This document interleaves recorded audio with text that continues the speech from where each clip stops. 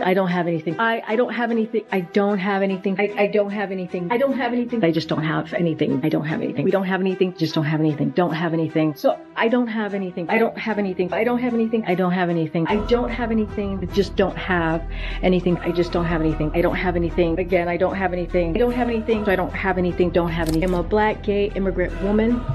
And if you are an individual, a foreign national, who illegally enters the United States of America, you are, by definition, a criminal. And so therefore, you are subject to deportation. And we finally, after 4 years of chaos and mayhem and apologizing for America, have a president again in the Oval Office who is standing up for America. And this is what it looks like when you have a leader of our great nation who uses the leverage of the United States, who understands that since our nation's founding, we have been viewed as that shining light on the hill. We have been viewed, rightfully so, as the best, proudest country in the world. And President Trump is not afraid to say that or to use that for the American people's benefit. All right, everyone, let's dive into this. So, there's always some sort of drama going on in politics, right?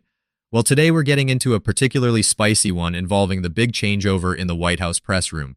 Good afternoon, everybody. How are we? Good to see all of you. It's an honor to be here with all of you. A lot of familiar faces in the room, a lot of new faces. And President Trump is back, and the golden age of America has most definitely begun. The Senate has already confirmed 5 of President Trump's exceptional cabinet nominees: Secretary of State Marco Rubio, Defense Secretary Pete Hegseth, CIA Director John Ratcliffe, Homeland Security Secretary Kristi Noem, and Treasury Secretary Scott Bessent. It is imperative that the Senate continues to confirm the remainder of the president's well-qualified nominees as quickly as possible. As you have seen during the past week, President Trump is hard at work fulfilling the promises that he made to the American people on the campaign trail. Since taking the oath of office, President Trump has taken more than 300 executive actions, secured nearly $1 trillion in U.S. investments, deported illegal alien rapists, gang members, and suspected terrorists from our homeland, and restored common sense to the federal government. It's a classic tale of two very different personalities clashing at the epicenter of national discourse, Karine Jean-Pierre versus Karoline Leavit. Now, if you've been keeping an eye on things, you'd know Jean-Pierre was like this, ideological figurehead for the Democrats. Her time at the podium was packed with pushing agendas and emotional cues that honestly made you want to pull your hair out sometimes. But enter stage right, Karoline Leavit, the new sheriff in town, so to speak, under, President Trump's renewed administration. She's sort of this breath of fresh air who's not afraid to challenge the status quo left behind by Jean-Pierre. What's fascinating is watching Leavit dismantle Jean-Pierre's narratives with facts and figures rather than, beating around the bush with sentimental rhetoric. It's almost like watching a heavyweight political battle, every sentence thrown like a punch. Let's just say it's been quite the showdown and one you don't want to miss. Before we get into more drama, though, do me a favor. Go ahead and hit that subscribe button. Seriously, your support means the world to me. I'm aiming to hit 1,000 subscribers by the end of February, and every subscription counts. Thanks, everyone. You won't regret it. All right, let's keep this going.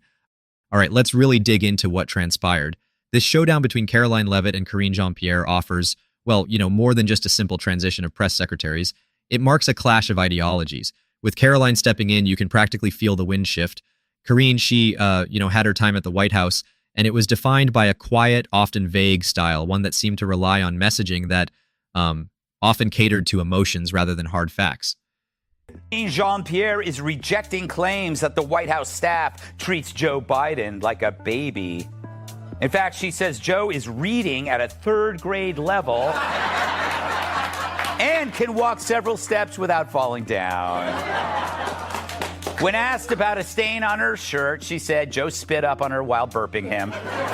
Karine's press briefings were characterized by a kind of defensive stance.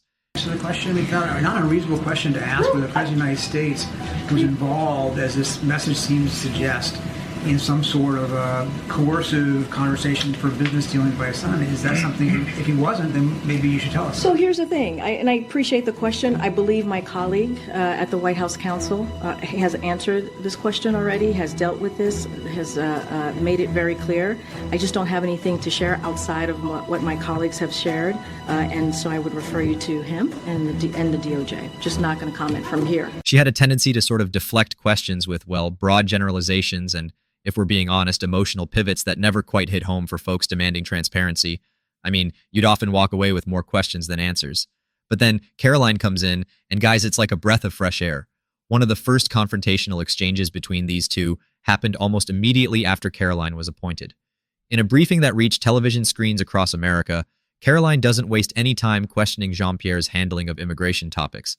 You see, immigration has been one of those hot-button issues over the years, and Karine's stance had been, so what do you call it here at the White House when 10,000 people illegally cross the border in a single day? So what do you call it, Peter, when GOP put forth a wait, no, you can't. Karine? I'm answering. Okay, we're gonna move You're on. answering the question with a question? Okay. No. We're moving on. Karine, Moving. please. In the back. Now, you said you were stopping the flow at the border. No. 10,000 I tried to migrants. answer, Peter. Okay. I tried to answer the question. You stopped me. Let's. to be honest, perplexingly ambiguous. Karoline came prepared, armed with facts, and challenged Jean-Pierre to provide clarity, which, well, left Karine slightly flustered. This was Leavit in one of her, strongest performances, as she demanded straightforwardness, which is like something we've been longing for. One pivotal moment, let's talk about it, was when Karoline put forth a question about the administration's stance on deportations. The room was all ears. She pressed Karine on the specifics of deporting illegal immigrants with criminal backgrounds. Jean-Pierre initially dodged it with what appeared to be a rehearsed, generic response. It was, like pulling teeth to get to the core of the matter. Karoline, however, wasn't having it. Her relentless pursuit for a straight answer put Jean-Pierre in a corner, expecting precision instead of wordy, emotional banter. The briefings continued with this sort of tit-for-tat exchange. They had another heated moment when discussing executive actions on immigration policies. Oh my gosh, you could feel the tension in the room. Jean-Pierre was cornered when Karoline pushed for specifics on executive orders affecting border control. Karine stumbled, offering vague references to policies without concrete details. The White House released a 6-page summary back in February. I don't think that was a full accounting necessarily.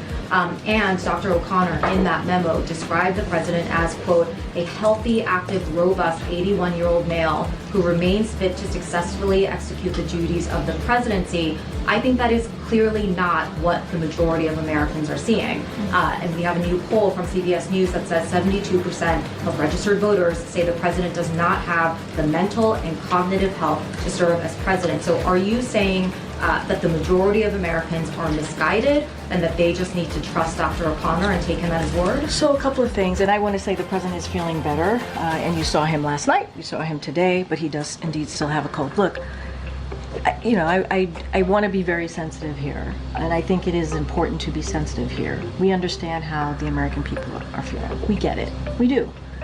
And I do not want to take away from that. I'm not going to speak. I know that there was, you all did a poll, CNN did a poll. I'm not going to speak to every poll. It became clear Karoline's strategy was all about clarity and facts, appealing to the common sense of the public.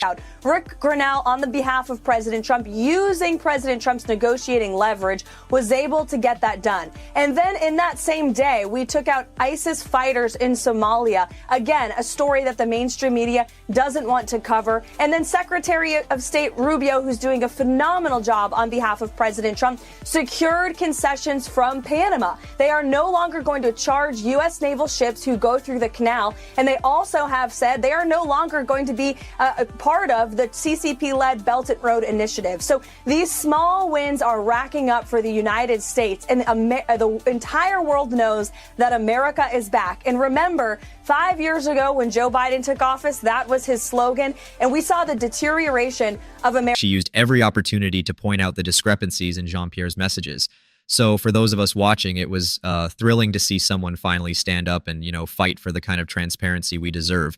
In another instance that really showcased Karoline's prowess, a question was raised regarding the security measures at the border during a live session. Karoline confidently responded with detail, highlighting steps taken under the Trump administration to tighten security and reduce crime associated with illegal immigration. In contrast, Karine seemed unprepared, turning to emotional appeals about empathy for immigrants, which honestly sounded more like scripted empathy. You see, Karoline's approach isn't just about rattling off facts. It's about balancing those facts with an undercurrent of, national pride and security concerns. It was like hearing someone articulate what many were feeling but couldn't express. It was a call for action rooted in pragmatism over idealism. And, here's where it gets even more, I would say, revealing. Karine's tenure by this point had already been marred by what critics called a reliance on her background in identity politics rather than her accomplishments. She would often emphasize her personal story, being a black gay immigrant woman, which, while significant, sometimes overshadowed the hard topics at hand.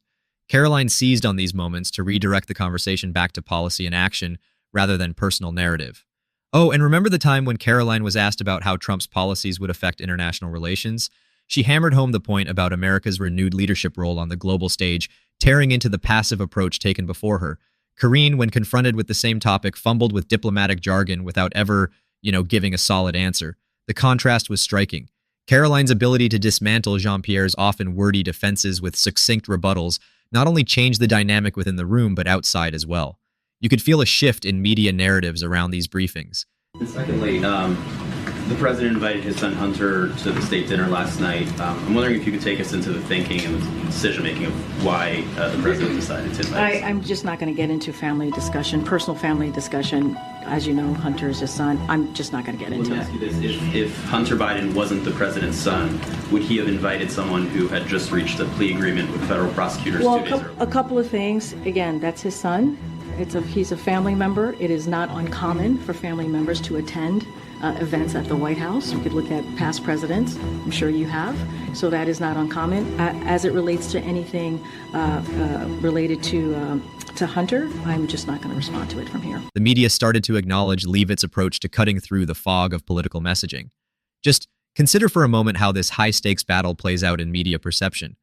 With Karine's tendency to dodge direct responses, the press seemed almost used to veiled answers, and suddenly here's Karoline pulling the mask off, literally showing the audience what they've been missing. It's no secret that many media outlets were left trying to adjust to this new way of answering questions, leading to wider discussions about what constitutes credible press engagement. What we are witnessing here is not just a firework of political clashes, but a redefining of how transparency is supposed to function in these spaces, yeah? Karoline's tone and insistence on merit-based discussion drive a point home. Americans deserve accountable and honest public communication. So you guys can clearly see this is about much more than, well, one personality against another. It's a reflection of wider societal demands for truth and directness in politics. Karoline's role as a symbol of resurgence for Republican clarity against the ambiguous discourse we've been enduring is honestly a pretty big win for a lot of us tired of vague political rhetoric. Now, how do you guys feel about all this? Do you think Karoline's approach is what we need right now? Drop your thoughts in the comments. I'd love to hear what you're thinking.